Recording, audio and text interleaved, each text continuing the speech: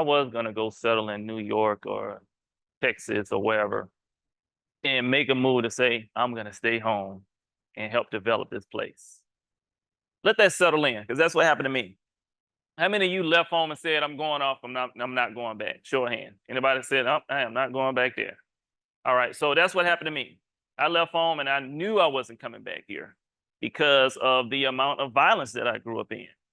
We had a very violent community that I grew up in. We had a lot of poverty, and we had a lot of smart people that I knew growing up that they didn't get an opportunity to be where I am today.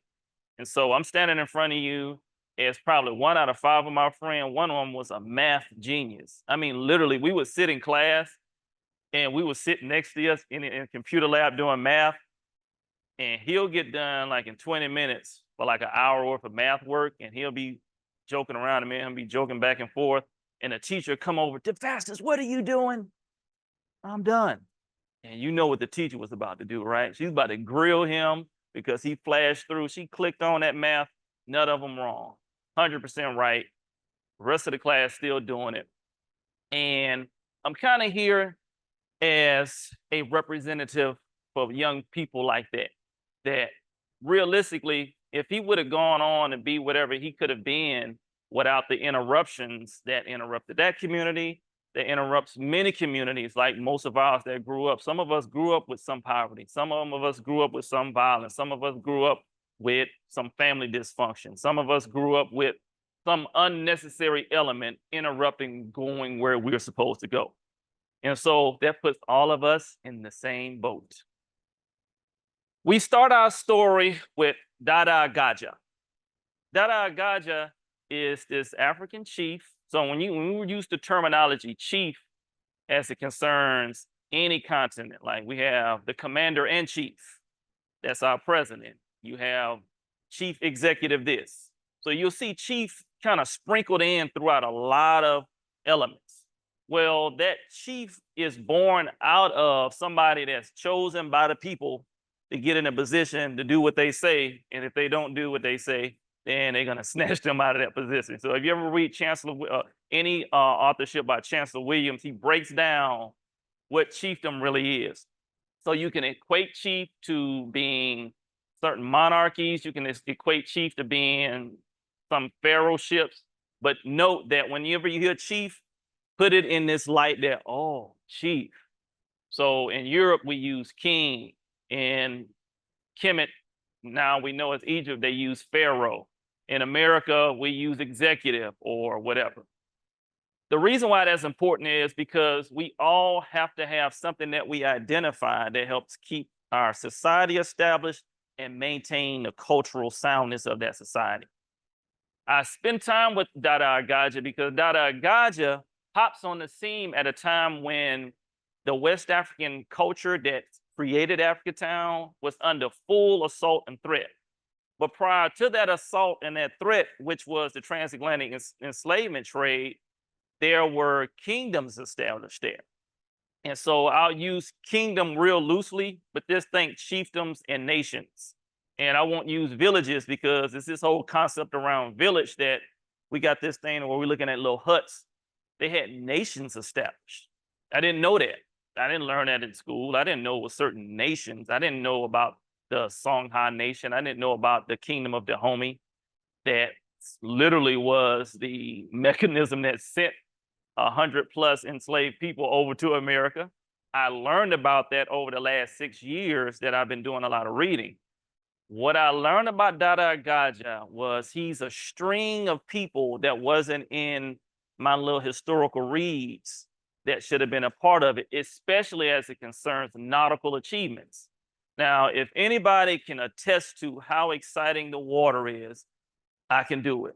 I spent 24 years of my life in some way, shape, or form leading, organizing, or in some way, shape, or form getting somebody's mother, father, son, daughter safely across the Atlantic, through the Straits of Hormuz, over in some territory where we've been briefed 10 times over, from the Pentagon to the captain to the commanding room, that we need to make sure we get these families back straight. We had to understand where we were, the temperature of the water, how it works. I understood where the currents were coming from, the wind navigation. If something happens and you need to get these people out of here and somewhere safe, to how many you watch these movies where it's a safe house somewhere, well, on the water, you got to be able to get off the water and then to land to the safe house. I had to go through all those briefings. So you're looking at somebody that, when you're looking at those crazy movies that you see on TV, I used to sit in those rooms and get or have to give those briefings. I had to give a brief for transferring petroleum product on a ship that if I pushed the wrong button, it would sink a $5 billion ship. How many of you was doing that at 23 years old? So the importance of understanding this nautical history through Dada Agaja gave me this concept that I had missed, all right? I did not relate water and swimming to melanated people. Let's just be real. When I got to boot camp, the people that needed remedial swimming all looked like me. And my buddies were standing over there joking, pointing their finger like, ah, yeah, I swim. But I didn't know that Africans would navigate the Nile River up and down. And I didn't know that they took 32 parts off a gold tip spear that was found when Columbus came to the Americas in the Havanas, shipped it back to Europe. This is in one of his diaries, and found out that Africans had navigated down to the Caribbean prior to him getting there. Well, if we believe and understand how science works, but that's a fairly simple thing without going through some type of bureaucratic. What do you mean? How? Let's just look at how currents work. So that's why I kind of highlighted the word current in the current status of Africatown, because currents have this beautiful thing that shows you that when you go 100 miles off the coast or anywhere, a current will take you. And depending upon the time of year at that time that those Africans came, you could get in a flat boat, and if it's not hurricane season, it'll take you there. My kids know this because they watched this little story about a fish, and that fish got shot through currents all the way to, I think, Australia. I think that's where Nemo ended up having to go, right? So we understand depth currents, but surface currents also take you certain places, mostly guided by the wind. And so there was this kingdom that ended up there, squatted down, and they had open trade.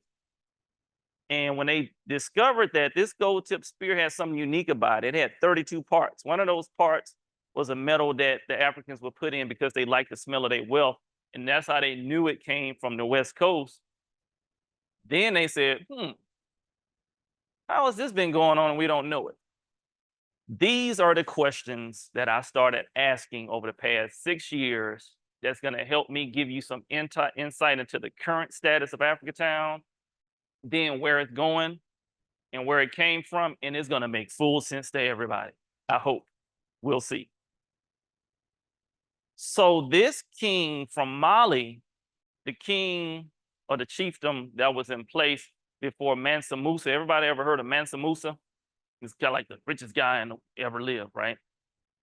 But Mansa Musa took over from somebody, and that somebody, quote unquote, let's just say if this is not official history and not in an official document, but it can be read somewhere. He took a whole bunch of ships and a fleet, and they got snatched into a current, snatched down into the Caribbean, snatched down into South America, and nobody ever heard from him again. Then Mansa Musa comes in and takes over, and then that's where he goes and almost breaks the economy in most places where he was traveling, because the Songhai and the Mali kingdoms got so big.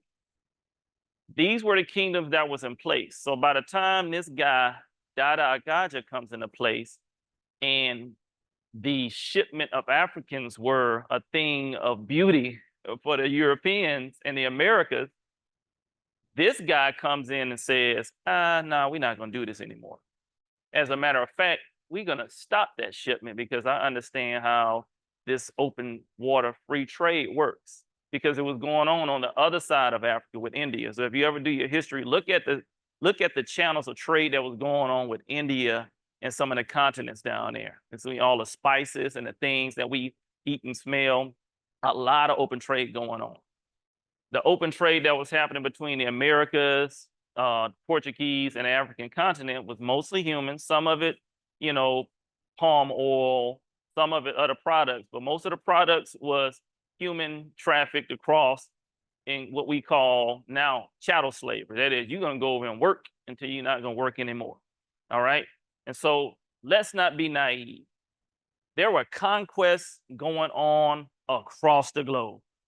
There was enslavement going on across the globe. In the same way the Greeks and the Romans enslaved the Brits and brought them down, the same thing happened on the continent of Africa. And then that was enslavement within Africa. So don't ever let somebody melanated stand up here and say, well, white people took us and did da da da. And like, no, wait. I'm gonna give it to you from a very honest perspective.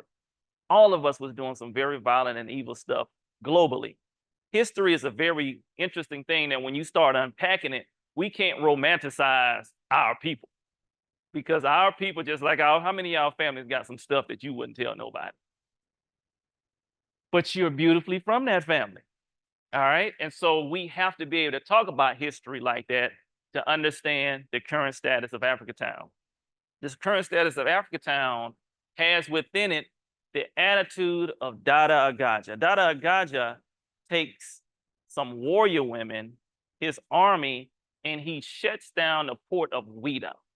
The port of Ouida is where the history of Africatown begins, because when the ship flotilla arrives, sent by Timothy Mayer, captained by Captain Foster, in an attempt to take 100+ Africans back to bring on this plantation and to keep working for free and to keep making a lot of money, the port was shut down some years earlier. How many of you would defend your home by any means necessary if somebody tried to take it from you? Well, that's what happened until the Americas and the Europeans and everybody said, no, we got more guns and we just a lot more violent than you. We're gonna stop this. And it started back. By the time it kicks back off, this king comes into place by the name of King Gazo. Everybody say King Gazo. Gazo is the guy that was in that movie. Did anybody see the movie Woman King?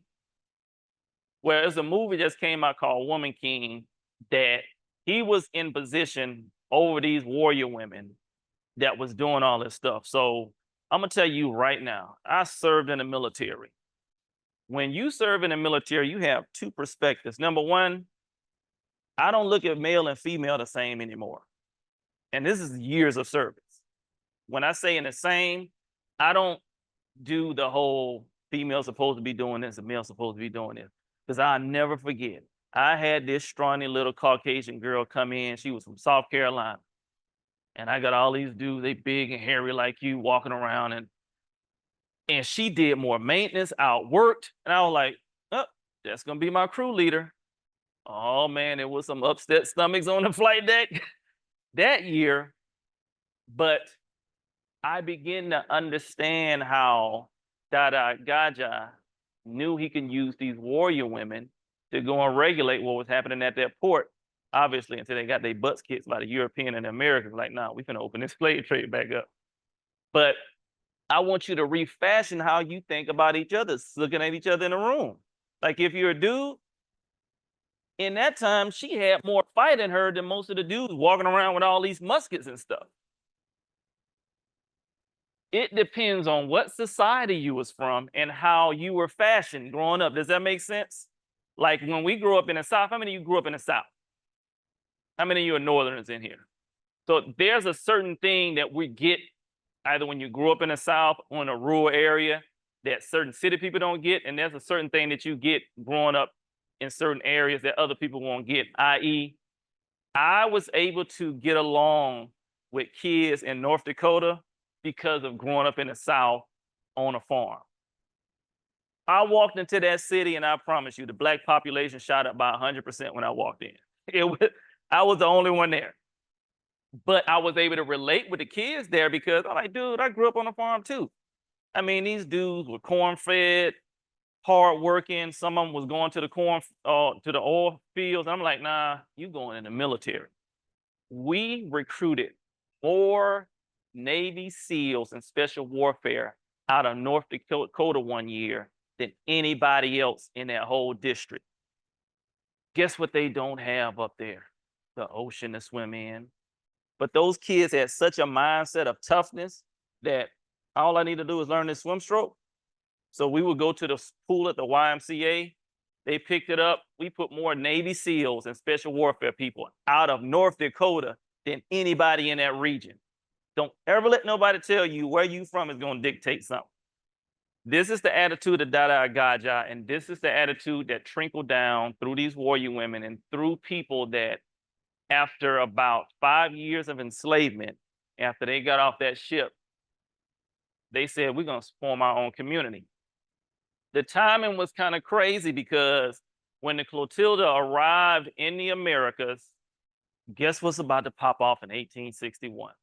Civil War. So an explosion happens in Fort Sumter, April 12th. We said, all right, it's time to go to war because we need to figure out, are we going to be separated? Or are we going to come together and make this America great? Well, somebody won, somebody lost, but something continued. And that is the perpetuation of illegal transatlantic slaves, because they deemed it illegal in 1808 and 1809. So by the time they had gotten there, it was illegal. By the time they even won the Civil War, they still had things going on that didn't allow them to surface and to become prosperous. Until 32 of these people, yeah, we're at the 30-minute mark. 32 of these people that had not been separated found themselves and got back together down in Mobile, Alabama, and they established what we call an African-centered governance system. Nothing different than any other governing body that we've seen established. They had judges, they had people that was in charge of the commerce, they had people that was in charge of making sure the kids was in place. They brought churches, they brought homes. Those churches, homes, and everything that they established, some of them are still around today. What makes it significant, because this was happening all around the United States and in the Caribbean and in South America, but what makes this specific story significant is we can actually track the history back. So in most European historical cases, there's unbroken history all the way through. So a lot of it is not up for question, and a lot of it you can just get straight through going to a library. But in many Africans' case, the history is broken, it's fragmented. We got to piece things together. We got to say, well, Columbus, he brought this coal tip spear and they found terracotta and they had this. Africans was in here doing this and it was trade going like, give me some more evidence. There are things that we just can't piece together. The beautiful thing about Africatown is once they discovered the Clotilda, a lot of people's minds attached to the fact that we can piece together the fact that the history of this community thrived and survived colonialism, racism, Jim Crow, and a steady stream of poverty and violence, and it's still around today. In the same way a lot of your communities survive poverty, one of those two or three is some factor in there that we've all had to struggle with. And so now imagine the entire world coming to one little spot on the map to try to see what did these people do to keep it around that long. What do y'all think they did? Like in your mind, what did they put in place for me to be standing here, give her and her family a tour? She said, I gotta get Chief to come and talk to you. Talk with you, have her saying, oh, we're gonna go check the water. We got air stuff going on. We got people building, they got people preserving. What happened in that community to make it so significant that we're now going to engage it? That I'm sitting up in several other documentaries. I mean, this documentary right here was done, and anybody heard of Ben Raines? So I didn't even know who Ben Raines were. Ben Raines wasn't Ben Raines. I just knew he was some guy that discovered a ship, and we ended up going out on a boat ride. But the Navy said, this is significant. We need to record this, and we need to record what's going on. So the United States Navy made this documentary. I'll make sure she can share it so you can watch the rest of it. But I'm no different than you. I'm just somebody that left home, started their life, and wanted to do something positive and met some cool people along the way. And so I ended up taking this boat ride with Ben Raines and learning this history. And now I'm like, oh, no, everybody needs to know this. But not only know it, you need to know how you can be engaged in it. Because the current status of Africatown now includes you. So does everybody have a clear concept of what Africatown was and how it got started and the historical piece behind it, some of the resilient people that had something to do with it. You got Dada Gaja, you got the warrior women, you got 32 out of the Takba tribe, and all these different people from the Songhai, and some Muslims, and some were Christian, and some of them in some way, shape, or form was engaged in some other different form of culture. But one culture reigned out that answers the question that I just asked. What the heck was going on in Africatown to make it this significant that we're all talking about it, have the world coming to it, and now we want to know this history? The culture. I'm telling you, it's like being from Alabama. Being Bama is a thing. I'm telling you right now, if you put Southern fried in front of anything, you know it's good. Southern fried chicken, Southern fried pickles. So it's something that's attached to that in your mind, something says, oh, that's good because. The because is this. Whenever you have a culture that's unbroken, it speaks to the strength of how a nation works. I talked about nation building because I can't assume that everybody knew the history of Africatown. So I can't assume that you understood how nation building happened in Africa and how big the nations were. So does everybody know that the continent of Africa can hold at least 2 or 3 continents of America? Like, it's that big. So when you say Songhai, the nation was probably half the size of America. And they still had more nations on top of that. And so these were people who were practicing nation building for a long time. So by the time they got to America and only 32 came, they knew what nation building was. It was in the concept of their rites of passage, and conceptually, it was in the makeup. You know what I'm saying? It was in their DNA, but they just knew how to come somewhere, create agriculture, commerce, put a governing body together, and we're here talking about it today. What does it have to do with you? Everything. Because guess what the average age of the people that came over here were? Somebody give me a guess. Was it age 35 to, because remember, they started a community, bought land, fresh out of enslavement, learned the language, got along with everybody. So what was the average age? How many of you say 25 to 35? Show of hand. Just think to be able to be doing it. How many of you would say 5 to 25? 5 to 25 is the age. 5 to 25 years old is most of you. 5 to 25 years old, and they did something that we're talking about now. 5 to 25 years old, and get all the grown folks out the room. All of you sitting around and saying, no, wait a minute. What's America, and forget what's the world gonna look like according to us? That's what needs to start happening. We have lost some form of who we are globally. We need to be citizen of the world, right? That's number one. Number two, we have literally lost how and what, you know, people romanticize back in the day, or it was better when, or it's better in my city. The reason people say that is because culturally, in these little microcosms, certain things work. Like when I was in Duluth up north, they did certain things there that worked so well that, man, it was an unbroken system. They did some things so well in Fargo and certain things so well in Minnesota that I'm like, oh yeah, we coming up here because this system is running well. You're going to be a part of a system and become a part of a system that's been running well for over 160 years. You're going to get my personal invite. Then you already got a professor that's going to be coming over there doing stuff with the water. Why is it significant to you? Number one, how many of you grew up and it was only Caucasian people around you? All right. How many of you grew up in kind of multicultural, you kind of understand how people work? How many of you get nervous when you're around other cultures and you just don't understand them? Show of hands. All right. What I learned over 24 years in the Navy and growing up in that community, all right, good, we're right on point. Growing up in that community answers questions that I don't have to ask anybody.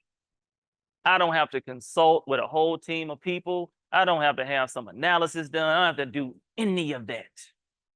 The strongest thing in this room right now is the cultural diversity, because intellectuals, thinkers, texts, and everything else come out of that. And that mix of, it's something magical about that mix of brain in one room. That's what makes us strong. Now, this is just my opinion. So nobody leave the room and say, Chief Lewis said the reason why America's great and the world is bound down to America is because of this. But this is my opinion. Remember I told you most of the world had a lot of conquest going on? Like, most people had to serve. Like, it wasn't an option of whether or not you was going to turn like 19 and not be in an army or something, because most nations were building and they was kicking people butt and taking regions to do that. Why is it? Well, can we all agree is America's probably has the most powerful military in the world? Can we safely say that? Trust me, I can. I cannot forget pulling my ship into a port in Italy, in France, in Greece, in Dubai, off Japan. I said, well, wait a minute. Question. Have y'all ever seen a ship from Russia pull into America? Like a ship, like a bunch, Chinese, like it's just a ship full of Chinese coming to South America. How is it that we can just travel around the world and just pull in places? And we got bases around the world. Trust me, feel safe here.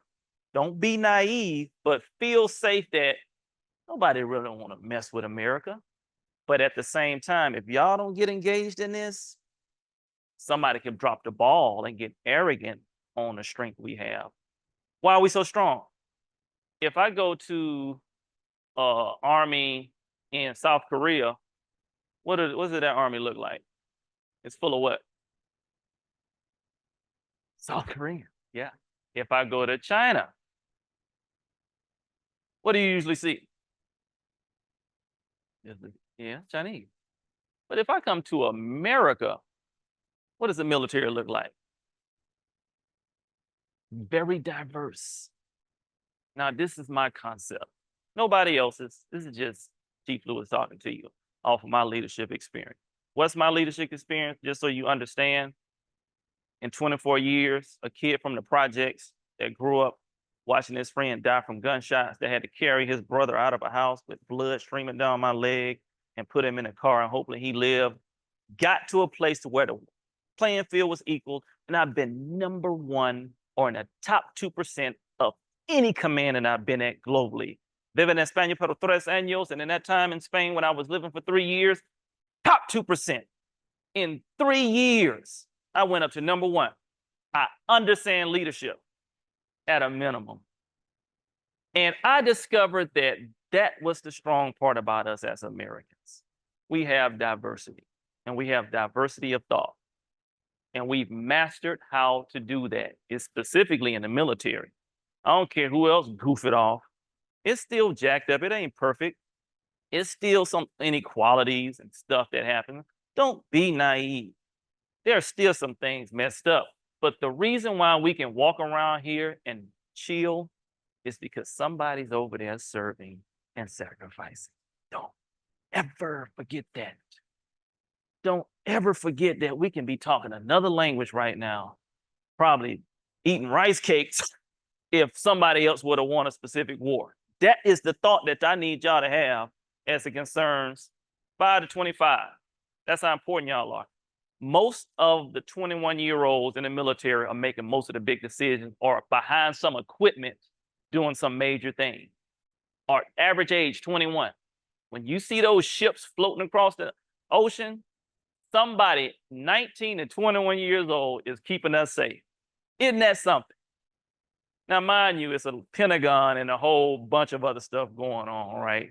There's some old folks somewhere involved for y'all young people, but it's a system set up, and that's what we're going to go through today.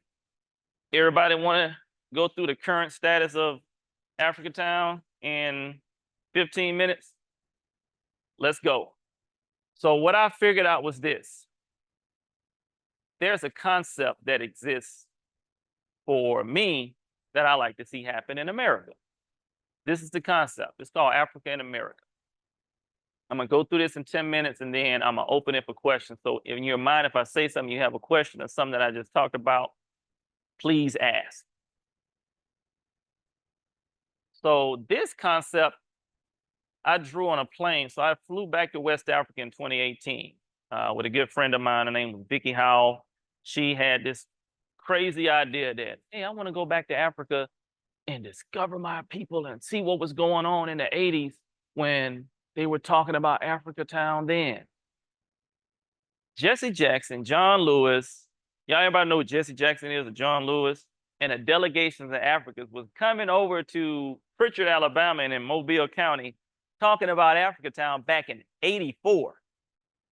Wonder why we talking about it now, but it's getting all these rave reviews. That's me introducing the concept to the world right there. That's the documentary that I just showed. And this is what, without me saying, what is this? Somebody tell me. What country is this? What nation? Those colors, the shape of the buildings, the architecture, where is that? Right, China or Asia. Well, how come when it comes to certain things, African and African Americans have been in America for a while, we can't put our finger on and say, hey, Chinatown, Little Italy, how come we have like an Africatown? Like, really? We know what Chinatown is, and we had a lot of beef with China. We got beef with China right now, right? This is why we haven't had you engaged on how this concept should unfold for you in the future. What should that look like? What should it look like for me to create a space out of my home that can be celebrated, but everybody got a chance to think about it? So in my little boardroom, it won't just be some African American sitting there. It's gonna be you, because diversity of thought. Remember, Chief Lewis got this weird concept that this little diversity of thought is kind of powerful, right?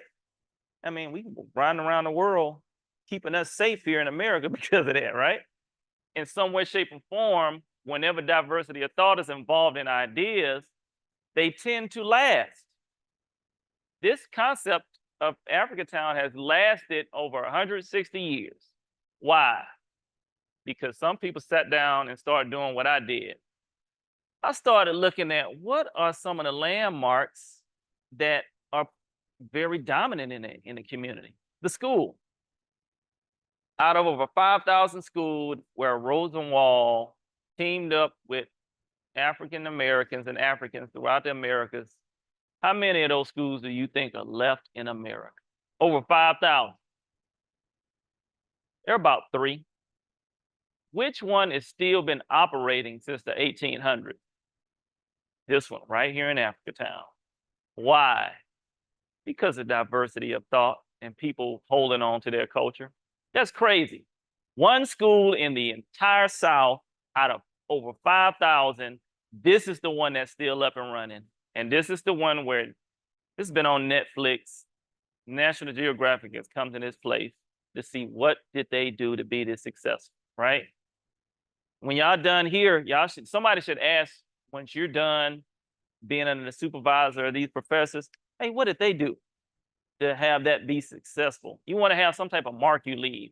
Every time I taught a class, I would make them do a memorial of some sort. Like they would do some project to where this is our contribution to the Navy at this period. When you do that, you do 2 things. Culturally, you let that class know every time we get back together, we were the bomb, right? Number 2, you make your mark in history for somebody to see the blueprint. The blueprint for me was looking at all the areas there and saying to myself, in this big dreamy world, what can I do to start identifying places that were still left so that I can preserve it, make it real cool and real jazzy for your generation to come? Because what I'm seeing now and what I see all the time is as if they build stuff for the people back then, but don't think about What should it look like like over 50% of most young people would never come to see most historical things because it's not conceptually or sweet to the eye. I need y'all to come up with some sweet to the eye things. Now, when you come in there, you're still gonna learn, you're gonna learn all the history, but we need to step back and see what do we do to pull you in? Right? If somebody got an idea about that, please let me know. Like when you're learning history, what the heck could I do or somebody in this room do to make history cool or to put the hook in your mouth? This is the big vision. Tourism. I'm not a big fan of tourism in my old community, but guess what? I gotta be, because I'm not gonna stop that juggernaut. So I had to get involved in the process. And so I started doing tours. I had to become a historian. And so as a chief, I had to become an historian. Before I made the rank that I made, I had to know world history, ship history, the history of leadership. I had to read all these different books before I can be invested into by the Congress to pick X amount of people, and then out of that, pass a test, have my job performance, and then go through a rites of passage. This thing is so serious that, oh, wow, how in the world do I create a concept around the things that I'm not stomaching it, but I know I got to be involved in it. So I had to learn about it. That's why I did the tour. Yeah. Really, I'm concerned about preserving the history and my family's legacy.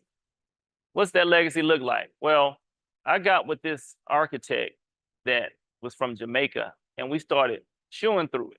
And some of the biggest thing that we started discovering was this, and we about to wind it down. So if you got questions, start thinking about it. Number one, ecotourism.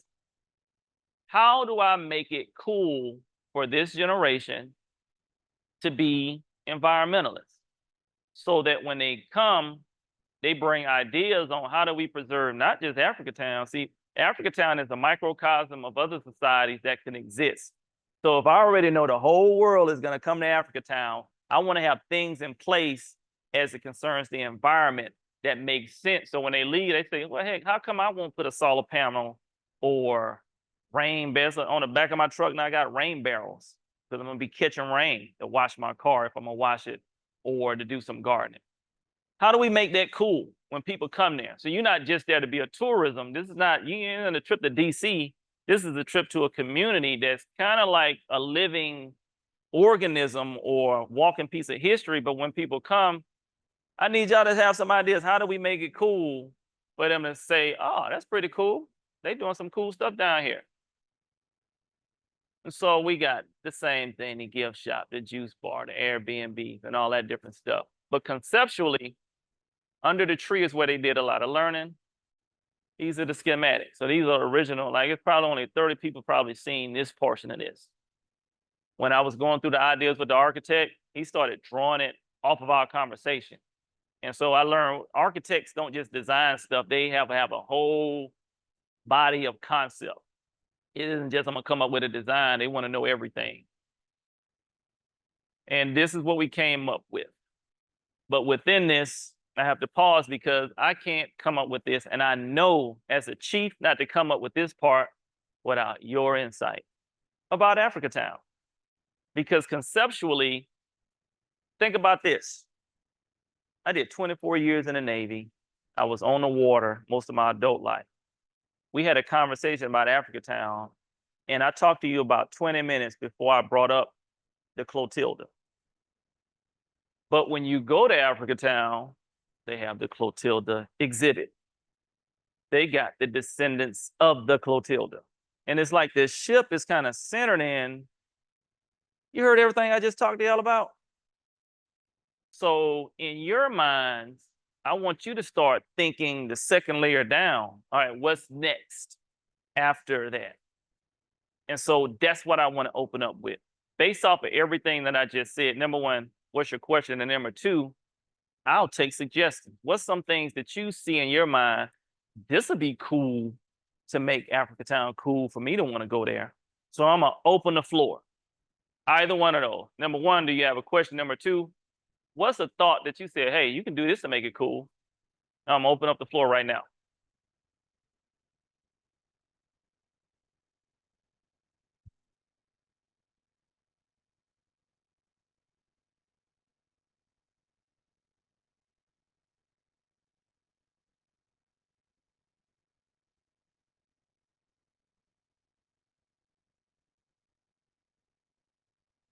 Mm.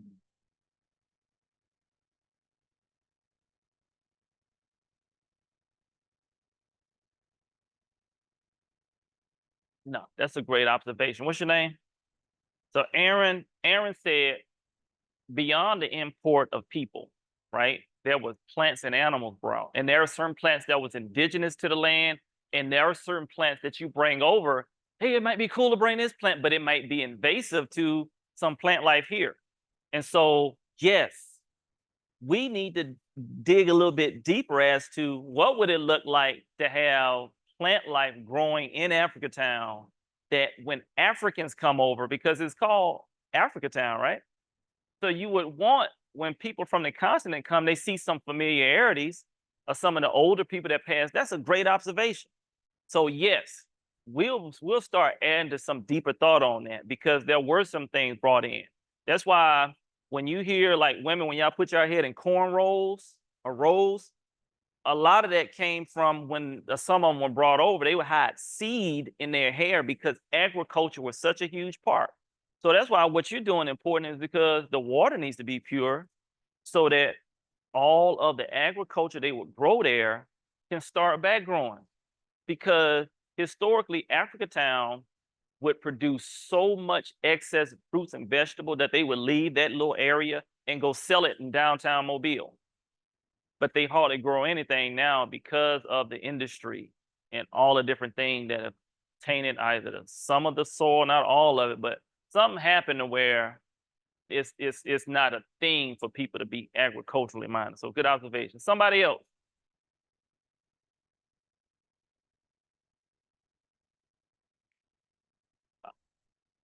Okay, I'm gonna sit with that one for, and we have 4 minutes.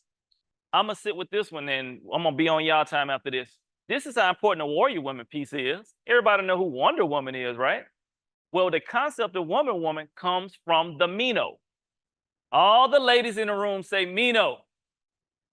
Mino means mother of the village, or the protective of the people. She was the most. I want you to put her in the same mindset as, and I can put this in like in the Navy. We knew when the Navy SEALs walked around a boat, somebody special was in the room. That was the Mino. That's why they enacted them to do a lot of the enslavement raids on the coast of Africa when they were snatching people out. Women have a different type of fight in them. So this is why I differentiate men and women. You guys like want to rip somebody's soul out when you fight. Dude, we'll get in a fight and we'll be joking and laughing afterwards, right? It's a different level of fight in you as a woman. It maybe has something to do with the nurturement. I don't know what it is, but something excited them to become that bad. Big thing about them. Number one, they've done like 2 movies about them. The Woman King and then Black Panther. That was inspired from that. Along with that, one of the warrior women trained one of the revolutionaries down in Haiti, and he was one of the first rulers after the Haitian Revolution. A warrior woman trained him. Oh, wow, look that up. That's going to be your home. Look up who trained the revolutionary that taught them the war tactics. So don't think she wasn't there teaching them how to bake cakes and all this domesticated stuff we think in our mind about a mother training a son. She taught him advanced war tactics, how to shoot, how to throw a knife. How this is coming from a woman. We got it. I'll tell you what, my mind be jacked up sometimes. I have to fix it something. My wife always got to figure it out. She know how to make me fix it sometimes, but don't domesticate people in your mindset. These women were something serious. So one of the things that I've seen, if you look up, it's this history dude called Home Team History, and he did a real good skit on how powerful they were. All right. Any other questions? The future of Africatown, what should it look like in 100 years? He already added one thing to it. It should agriculturally look or plant-wise look the same, right? Something people should be able to say, in Africa when I step here, right? Anybody else?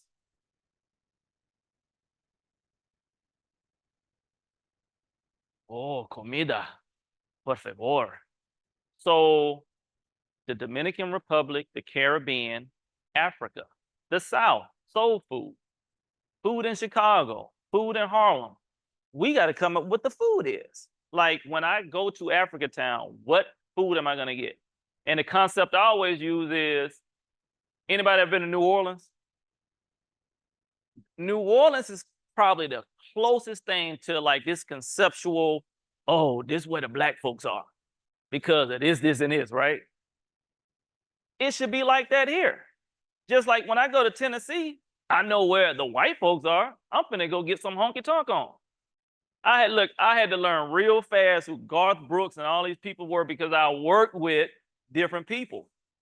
That was the most fun because I became a country music guru sitting in the military, listening to it like, all right, stuff is pretty cool. Yes, but conceptually, remember, Africans are Jamaica, some of them in the Caribbean, Brazil. More African was brought to South America than the Americas. So I got more cousins down in South America than I do in any America. Good thought. I'm gonna take that and use it like I came up with it. Somebody else, remember you're literally talking about the future. Like your brains, these quick thoughts, it's a million other people thinking these thoughts. But we just, we don't take young people thoughts. All right, that was a good idea. Nah, I'm gonna take this on seriously. That's why I want you engaged and get my contact information. So if and when we take them for a trip out there, hey, that's that idea I came up with. No, I did, and I'm getting paid for it. Nah, we gonna make sure that you have credit for that. Like you see, I've had little bricks in the yard when I brought them. And when people come up with a concept or idea, want to contribute, we're gonna build a wall and it's gonna have those little bricks in it. I mean, I'm serious about this. This is like in real time. Let me show y'all who I am, just for some credibility. All right. In this book, this is my book, right? In this book, there's a story in here that is very near and dear to my heart that I'm gonna share with you, and you're gonna tell everybody. This is Ben Rain's book. I want you to turn in this page right here that has that little sticky note thing in there, that card, and look at that page. And this book is one of the first books written about Africatown. But guess who did the editorial for the book that I wrote? I understand how important it is for not just, oh, I had a good idea, but no, I want to see that idea. This is what we did in history. That's why in Kemet, aka Egypt, you got all these monuments and stuff built because somebody said, not only do I want to have an idea, I want somebody to get credit for it. Anybody else? Art. Art is so non-biased that if all of us went in here and came up with something, we wouldn't know who was what, when, where, and how. Unpack that for me a little bit. When you say art, what type of art?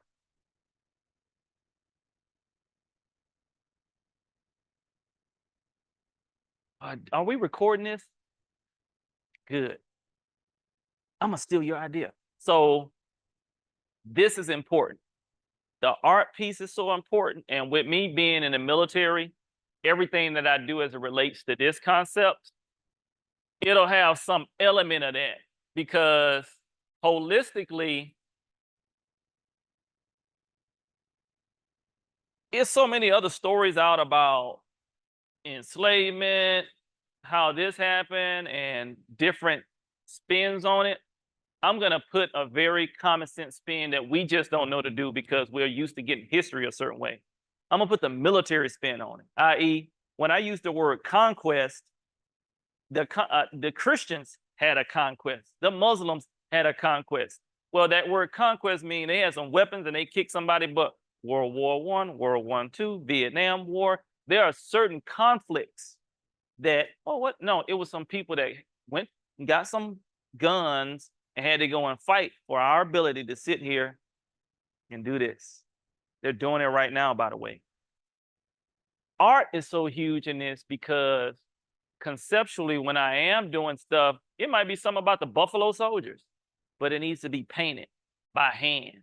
I don't want it digitally. I want it painted by hand. The sculptures by hand. That's a great idea. Just stole it from you. Somebody else.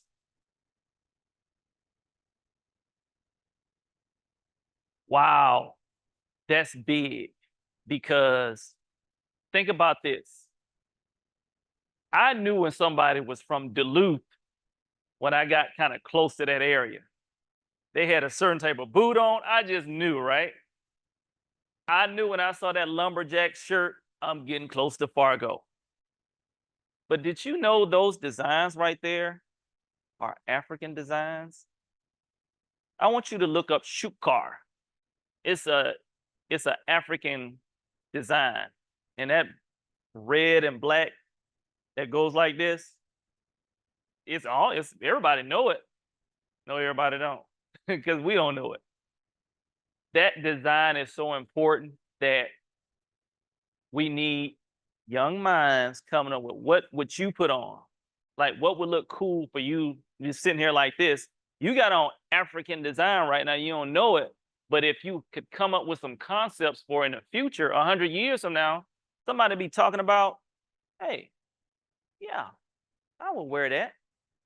I mean, somebody sat up and looked art. When I took my first art class, and I took art, I was at Maryland University, but they would send professors over to us, and they literally took us to a Picasso. Well, I got a chance to go to an actual Picasso museum because I was in Europe taking art. And the one thing I learned about art was it's all in the beholder. Somebody looking and saying, "Oh, that's good. That, yeah, let's make $1 million." And we're getting close to a close. Any more questions on there, or anybody in here questions or contributions to this concept? Because this is going to happen. Just know that this will happen. This will be built. This will be in Africatown, because I grew up there and it's land that my family owned. So it's going to be there. But conceptually, I refuse to let it happen without the mindset. The mindset deserves somebody to pour into it. So at the end of it, once I got done thinking through, I said, oh, I got to start raising money now, because these concepts have to have legs, right? And in America, what makes it run is a dollar sign. It's just like the stuff that I'm doing now. I've been blessed to have a nonprofit that's fairly successful. We're going to build a greenhouse. We're going to build a mobile greenhouse. We're going to build raised bed gardens. But for this stuff, economically, I don't want to have to go to an investor to get the money, because that comes with some other stuff that, yeah. I'm doing it grassroots, because if everybody put that brick in the wall in this room, that brick has a lot more significance in it, right? Like when you look at these bricks and their number, what if that's your brick? Boop. And every time you come, and every time your grandkids come, you say, "Oh, come here. That's grandma's brick." I don't want to make you a grandma so soon. I'm just saying. And you have a stake in what that design looked like. You did two things culturally. You celebrated a specific culture, but you have say in it, right? You literally have say in what that design is. And so when people come, they may say, "Man, that's pretty cool." I'm like, "Man, a little Caucasian girl from Kansas came up with that design. I thought it was African." Like, yeah, it is, but she isn't African. She came up with it. That's gonna be my goal. See, I got a whole concept that I'm working on. I'm not just coming up with something to be appealing to the eye, to give people somewhere authentic to come and get some history. It's going to give all us opportunity to do this, to start having certain conversations about things that's baked into the cake of how we think. What we do with it is up to you. But I've had a pretty cool opportunity to do my last note. In that book that I gave you, where it had the thing in it, it's talking about what word stuck out.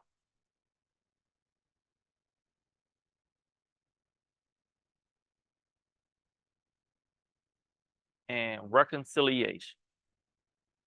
The reconciliation piece was like my final lesson in the military. And so let me see this book. So in this book, in about 10 seconds. I'm gonna walk you through a very traumatic event, right? Y'all remember, well, y'all may not remember, might not have been a time. Y'all remember a terrorist attack that took place on Naval Air Station, Pensacola, where this terrorist, it was an international case, like this big deal. And 2 people got killed, a pilot, a lot of people got shot, and a lot of people got injured.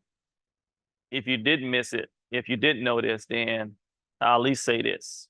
During that shooting, I discovered I had to be involved in it. And so I'm gonna turn to a page and I'm gonna show you something, all right?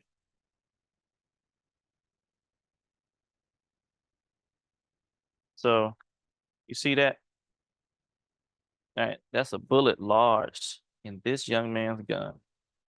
You see that? ABC News. So try walking around. Can you find me in this room? Should be easy to find me in there, right? So I'm walking around. You can pass it around. You around. I'm walking around one day. I'm about to retire.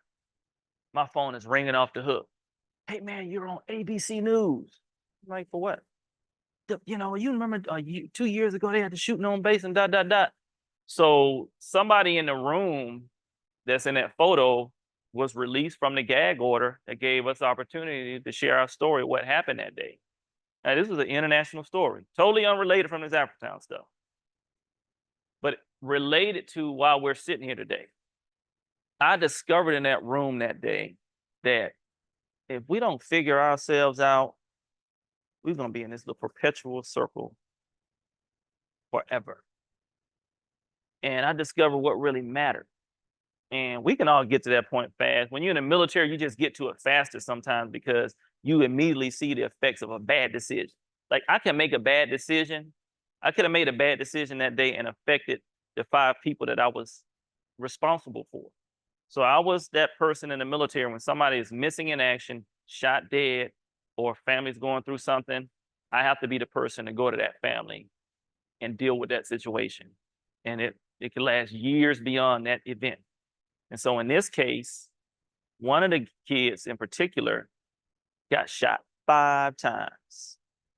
1, 2, 3, 4, 5. He saved at least 3 people's lives, literally with bullets in them, got them out and got them to safety. And I never forget walking in the room. And we got this weird military humor that you're gonna miss this. But I said, dude, I'm gonna call you Swiss cheese from now on. Because I'm looking at him at the time he got shot.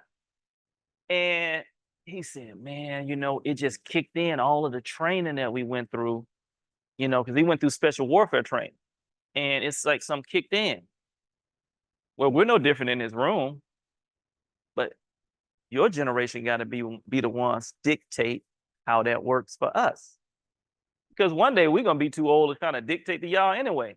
But if you start coming up with parameters and system and train your brain to think a certain way, you can still have this thought, but if you don't have some global perspective on what's going on beyond you, even when you get into our world, you're not competing in America, right? You do know that, right? There's certain jobs you get, you compete with somebody, you compete with AI. You just gonna be competing with AI by the time your generation along. But what if you can come up with systems that AI can't create that art?